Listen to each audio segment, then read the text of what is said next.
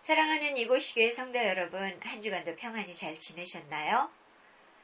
전 세계가 폭염과 화재와 폭우로 몸살을 앓고 있는 한 주간입니다. 프랑스와 영국은 여름 내내 지독한 폭염에 시달리며 그로 인해 산과 주택 등의 화재가 발생하더니 이제는 폭우로 인해 물에 잠기는 기상이변이 속출하고 있습니다.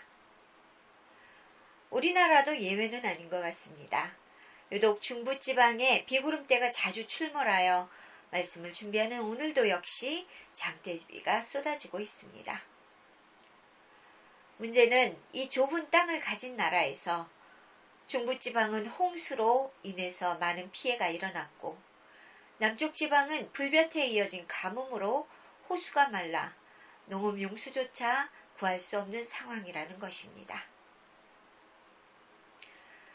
우리가 무분별하게 남용했던 자원들이 이제 하나님께서 주신 이 지구를 병들게 하였습니다. 그 영향 안에 우리들도 자유롭지 못하게 되었고요. 이제라도 자연을 보호하여 자원을 아끼고 환경을 보존하기 위해 애써야 하겠다는 생각이 강하게 듭니다. 그것이 하나님께서 창조하시고 우리를 위해 선물로 주신 이 땅을 지키고 보존하는 우리의 의무가 아닐까 생각합니다. 오늘 하나님께서 우리에게 허락하신 본문은 이사야 62장 1절에서 5절까지의 말씀입니다. 주께서 우리에게 주신 이 말씀을 들으시고 깨닫는 은혜가 이 시간 성도 여러분들 가운데에 넘치시기를 바랍니다.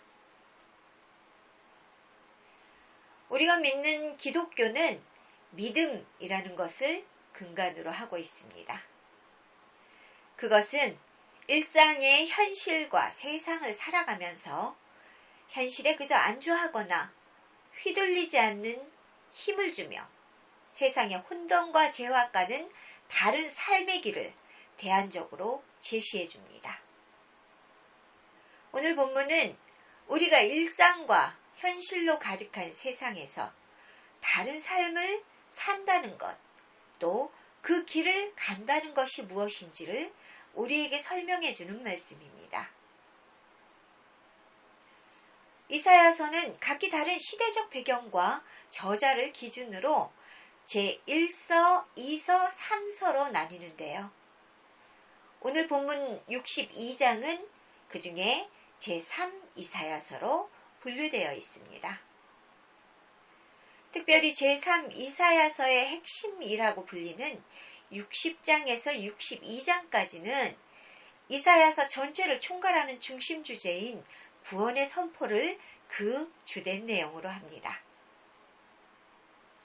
오늘 본문 62장은 그 중에서 시온에 관한 종말론적인 소망을 노래하고 있는 말씀입니다. 그러나 하나님의 구원을 위한 노래인 본문은 선지자가 침묵하시는 하나님께 대한 원망과 탄식으로 시작합니다. 고대 유대의 문학은 야훼의 부재를 그의 침묵이라고 표현했는데요. 본문에서도 하나님의 침묵은 오랜 기간 응답이 없는 무겁고 두려운 것으로 여겨집니다. 때문에 저자인 선지자는 이런 상황에 대해 더 이상 기다리기 힘든 마음을 표현하는 것입니다.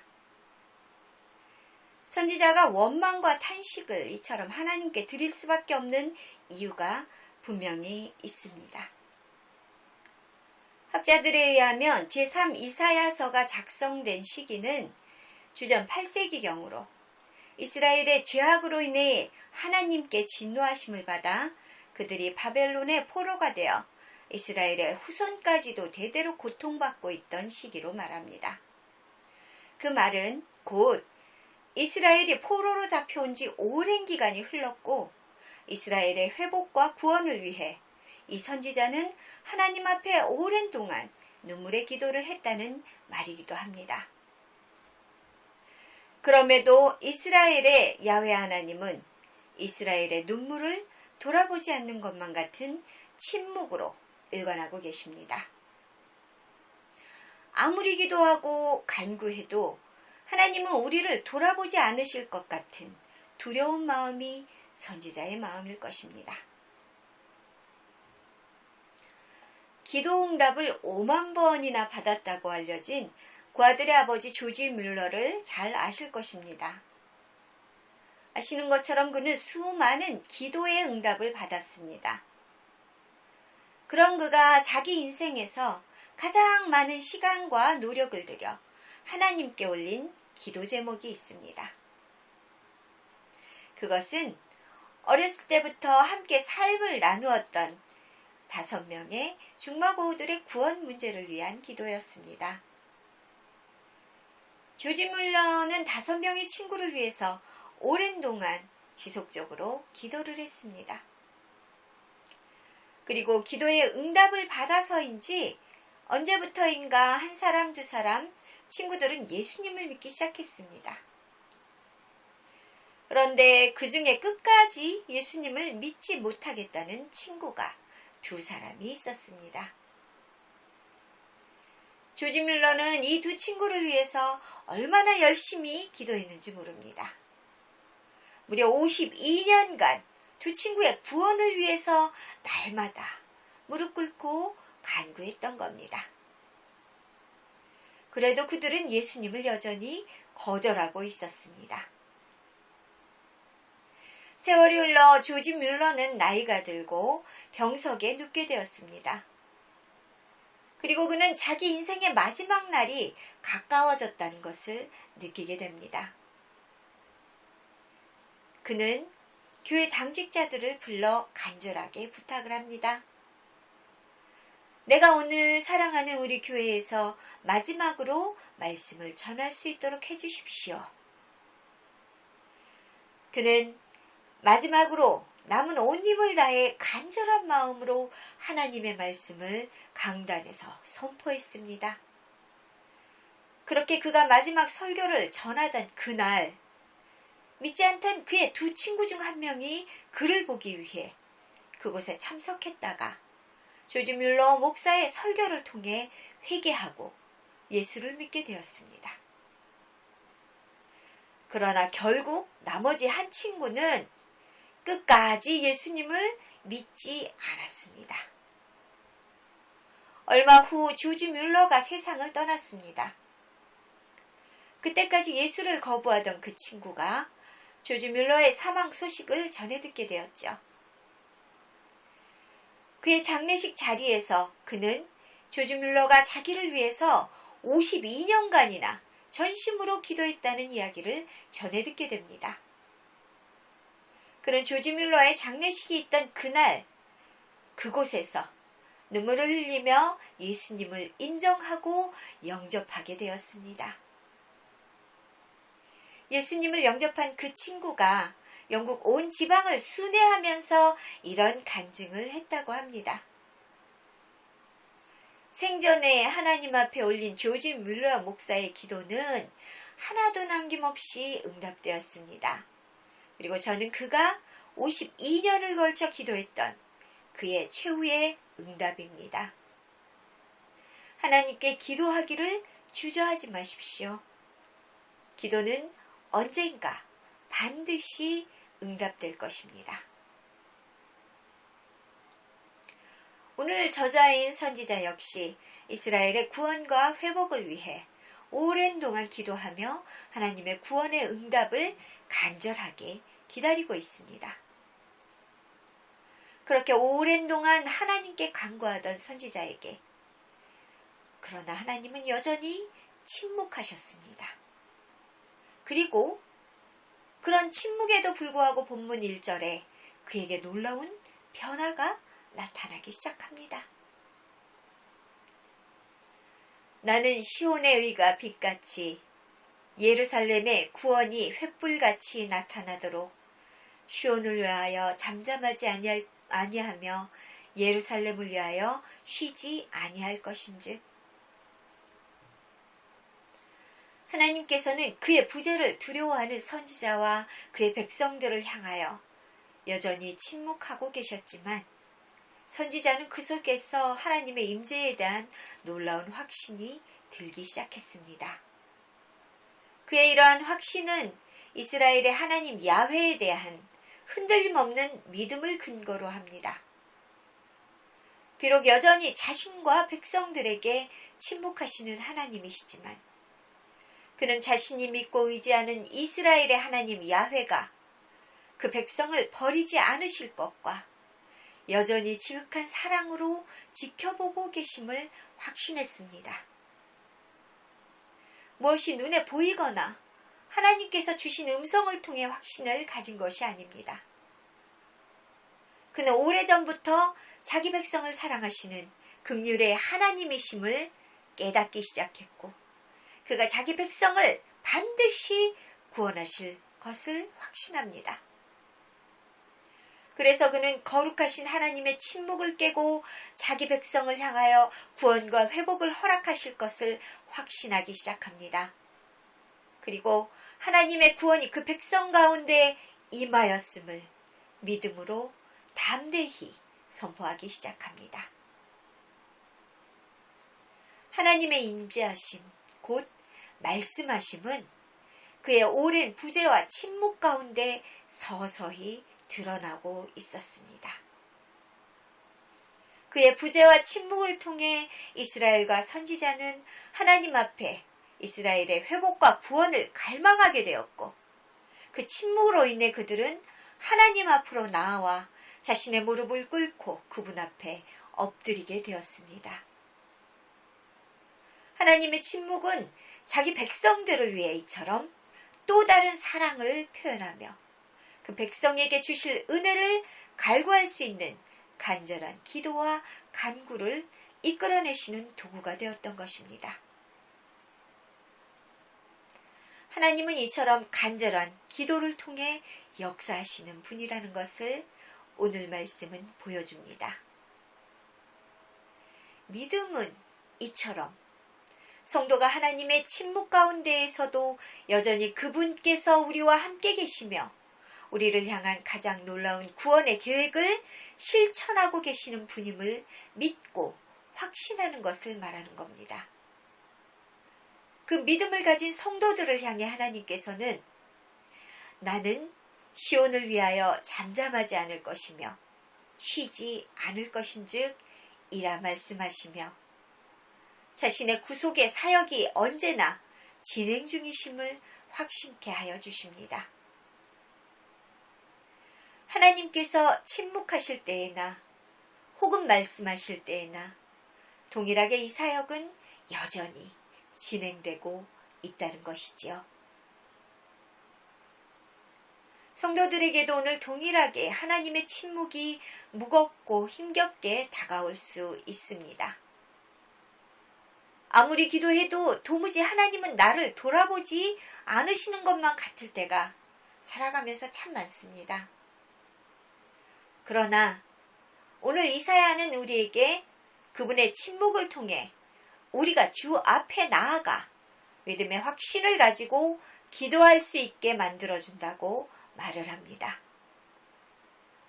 믿음은 바로 이렇게 침묵 가운데 여전히 우리 곁에 동행하시고 구원의 사역을 우리를 통해 이루어 가시는 하나님의 사랑을 확신하고 담대하게 선포하는 행위입니다.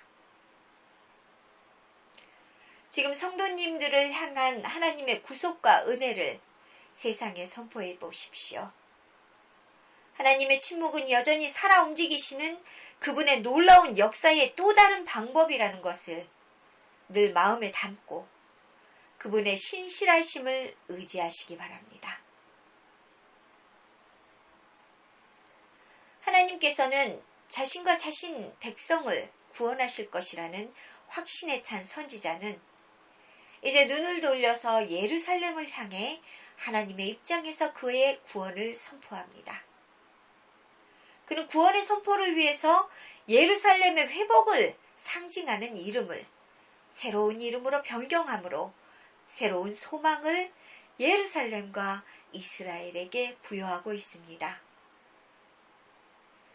이전에는 하나님으로부터 버림받은 자, 버림받은 땅이라고 불리며 세상의 조롱을 받던 이스라엘 백성들과 그들의 땅이었습니다. 그러나 여호와께서 그들에게 새로운 이름을 허락하시며 새로운 소망을 주셨습니다. 그 소망으로 인해 그들은 더 이상 버려진 백성도 버려진 땅도 아닐 수 있게 되었습니다. 다시는 너를 버림받은 자라 부르지 아니하며 다시는 내 땅을 황무지라 부르지 아니하고 오직 너를 헵시바라 하며 내 땅을 뷸라라 하리니 이는 여호와께서 너를 기뻐하실 것이며 내 땅이 결혼한 것처럼 될 것임이라. 그동안 유다 백성들은 아주바, 즉 버림받은 자라고 불리웠습니다. 그들은 하나님을 배반한 결과 하나님께 버림을 받고 바벨론으로 끌려가서 노예 생활을 70년간 했던 비참한 사람들이었습니다. 그러나 선지자는 이제 하나님의 구원의 계획이 성취되었고 이스라엘 백성은 더 이상 버림받은 자가 아니라 헵시바로 불릴 것이다 라고 선포합니다. 히브리어 헵시바는 나의 기쁨이 그녀에게 있다라는 뜻을 가진 단어입니다. 이전에 야훼를 떠나 죄악 가운데 버림받은 이스라엘은 이제 그들의 야훼 하나님께서 사랑하시고 아끼시는 기쁨의 아내가 되었다는 말이지요. 또한 버려진 채 황무지가 되었던 그래서 세마마라고 조롱받던 그들의 땅 역시 더 이상 버림받고 저주받은 땅이 아니라 남편이 보호해주는 축복받은 땅이라는 뜻의 베훌라 곧 뷸라가 되었습니다. 사실 헵시바라는 인물은 이사야 선지자가 활동하던 시기에 이스라엘에 실존했던 사람입니다. 그녀는 이사야 선지자를 등용했던 히스기야 왕의 아내이자 므낫세 왕의 어머니로 알려져 있습니다. 그녀는 히스기야의 총애를 받은 믿음의 여인이며 왕의 어머니로 존경과 사랑을 받았던 사람이었습니다. 선지자가 헵시바라는 이름을 하나님의 구원의 선포를 위해 사용했던 까닭이 아마도 이 여인이 축복받은 삶을 이스라엘 백성들 모두가 잘 알고 있었기 때문입니다. 이방 나라들이 내 공의를 뭇 왕이 다 내 영광을 볼 것이요 너는 여호와의 입으로 정하실 새 이름으로 일컬음이 될 것이며 히스기야 왕의 사랑받는 왕후였던 헵시바처럼 이제 하나님 앞에 이스라엘 백성은 하나님께 대하여 기쁨의 여인이 될 수 있었습니다. 그들이 오랜 노예 생활을 통해 하나님의 침묵을 견디고 그분 앞에 나아가 회개하며 그를 간절히 바랬을 때 그들은 하나님의 사랑스러운 헵시바가 되어 하나님의 돌보심을 받는 땅 베율라에서 축복된 삶을 살아갈 수 있게 된 것입니다. 이 축복은 우리에게도 동일하게 임할 것입니다. 우리는 그분의 사랑스러운 기쁨의 자녀 헵시바라 불리게 될 것입니다. 오늘 본문에서 보여준 선지자의 구원과 회복의 선언을 통해 우리는 믿음이 무엇인가를 알 수 있었습니다. 참된 믿음은 하나님께서 우리를 회복하실 것을 확신하는 것입니다. 우리가 하나님을 믿는다는 것은 그분의 신실한 사랑을 믿는 것이며 그것이 변치 않음을 확신하는 것입니다. 이 믿음이 우리 안에 있다면 우리는 현재의 상황이나 형편이 어떠할지라도 결코 흔들리지 않을 것입니다. 우리는 하나님의 침묵하심 속에서 결코 좌절하거나 불안에 떨 필요가 없습니다. 이는 하나님께서 침묵하심 가운데 여전히 역사하고 계시기 때문입니다. 하나님의 침묵하심을 두려워하지 마시고 오히려 담대하게 그분을 향해 하나님의 도우심을 달라고 선포하십시오. 오늘 선지자가 그랬던 것처럼 하나님께 이제 나를 도우실 때가 되었음을 강력하게 간구하십시오. 하나님의 침묵은 어려운 가운데 있는 성도 여러분들이 이러한 간구의 자리로 나올 길을 열어주시는 통로입니다. 그분께서는 우리들의 기도를 통해 우리들의 문제를 해결해 나가시길 기다리고 계십니다. 하나님께서는 이 침묵을 통해 여러분들을 향한 놀라운 계획을 이루시기를 원하고 이 말씀을 듣는 성도 여러분들이 그 침묵을 깨트리길 기다리고 계십니다. 이제 기도의 자리로 나오십시오. 당신의 기도로 하나님께서 일하시도록 간절한 기도를 올려드리기를 바랍니다. 그리고 조용한 침묵을 깨트리고 당신을 위한 놀라운 일을 행하실 전능하신 하나님을 기대하시기 바랍니다. 사실 선지자의 구원의 선포가 있는 그 순간에도 하나님께서는 여전히 침묵하고 계셨습니다. 그의 버려졌던 백성들이 하나님 앞에 나와 회개하고 그들의 삶을 돌이키기 전까지는 아마도 그분은 여전히 침묵하고 계실 것입니다. 그럼에도 선지자의 간절한 바람은 다시 한번 이어집니다. 그는 여전히 흔들림 없이 하나님께서 자신과 이스라엘 백성들을 회복시키실 계획을 여전히 실행하고 계심을 확신합니다. 그는 여호와 하나님께서 이스라엘을 회복하심이 마치 청년과 처녀의 결혼식과 같은 축복된 자리일 거라 말을 합니다. 마치 청년이 처녀와 결혼함 같이 내 아들들이 너를 취하겠고 신랑이 신부를 기뻐함 같이 내 하나님이 너를 기뻐하시리라. 아직 눈에 보이지 않는 하나님의 역사하심을 확신하며 그는 신랑이 신부를 기뻐하듯 하나님께서 이스라엘 백성을 기쁘게 여겨 자신들을 구원할 것이라 말을 합니다. 이 구원의 선포는 사실 좀 황당한 것이 없지 않습니다. 말씀드렸다시피 아직까지 야훼는 침묵하고 계십니다. 그런데 선지자는 이 말씀을 선포하면서 우리에게 놀라운 하나님의 진리를 제시해 줍니다. 그것은 하나님의 백성을 향한 구원은 결코 상식적이지 않다는 것입니다. 도대체 무슨 배짝으로 하나님의 침묵 가운데 그가 이스라엘을 용서하고 회복시키실 구원의 계획을 이야기하는지 조금 황당할 수도 있는 문제입니다. 그런데 그 황당한 구원의 사건이 지금으로부터 2000여 년 전 이스라엘의 유대 땅 골고다 언덕에서 완전한 성취를 이루게 됩니다. 자신을 버리고 이방 신들을 섬기며 타락과 죄악의 길을 걷던 인류를 향한 하나님의 이해할 수 없는 구원의 여정은 그가 친히 이 땅에 내려오사 우리 죄를 위해 희생하신 예수 그리스도의 십자가의 피 흘림으로 완성이 되었습니다. 이게 무슨 황당한 일일까요? 혹시 이스라엘과 온 인류가 이 구원을 받을 만큼 정신을 차리고 회개하고 오직 하나님만을 경외하며 따랐던 것일까요? 절대 그렇지 않았을 것을 우리는 잘 알고 있습니다. 심지어 그가 십자가에 흘린 보혈로 온 인류의 죄악을 대신 지시고 죽음을 이겨냈음에도 여전히 온 인류는 타락하고 하나님을 떠나 더욱 끔찍한 비정상적인 삶을 살아가고 있기 때문입니다. 그런 인류를 위해 하나님께서는 여전히 자신의 침묵 속으로 우리들을 초청하고 계십니다.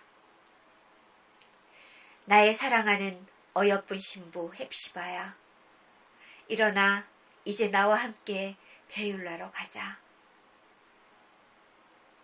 이 끊임없는 속삭임은 도무지 용서받을 만한 하나의 이유조차 없는 우리들 가운데 여전히 계속해서 이어지고 있습니다.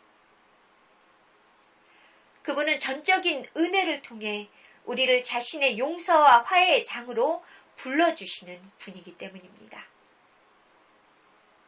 도무지 이해가 되지 않는 그분의 이 무조건적인 사랑과 구원의 은혜는 그래서 우리에게 비밀이 되어버렸나 봅니다. 이 용서와 화해는 우리에게 주어지는 기적과 같은 사건입니다. 하나님은 여전히 죄인인 우리들에게 선지자의 입을 통해 의인이라 선언하시고 용서와 화해를 허락해 주셨습니다.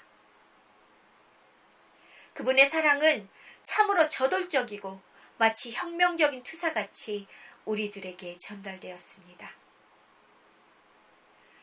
우리 성도라 불리는 이들이 믿어야 하는 것이 바로 오늘 나를, 우리를, 자신의 백성들을 조건 없이 사랑하시고 인정하시며 함께 하시겠다 약속해 주시는 그분의 놀라운 사랑입니다. 그 사랑이 오늘 당신의 곁에 함께 하심을 믿고 확신하시기 바랍니다. 지금 사랑하는 이곳이교회 성도 여러분들 중 자신이 계획한 일이 순탄하게 이루어지지 않아서 조급해 하시는 분이 있을 것입니다. 또는 너무도 절실한 꿈을 가졌음에도 앞길이 보이지 않아 막막해하는 분들도 계실 겁니다. 간절한 소망을 가지고 오랫동안 기도했지만 아무런 성과도 이루지 못한 분들도 계실 겁니다. 이것이 하나님께서 침묵하시는 것처럼 성도 여러분들을 조여오거나 힘겹게 할 수 있습니다. 그러나 좌절하지는 마십시오. 하나님의 침묵은 더욱 간절한 당신의 소망을 하나님 앞에 아랠 기회로 다가옵니다. 그분은 간절한 기도를 통해 성도분들에게 주어진 어려운 문제들을 해결해 나가시기를 원합니다. 생각해 보십시오. 당신이 원하는 무언가가 너무 쉽게 이루어진다면 당신이 그 이루어진 일에 대해 과연 얼마만큼의 감사를 하게 될까요? 또한 이루어진 성과에 대해 얼마나 가치를 느낄 수 있게 될까요?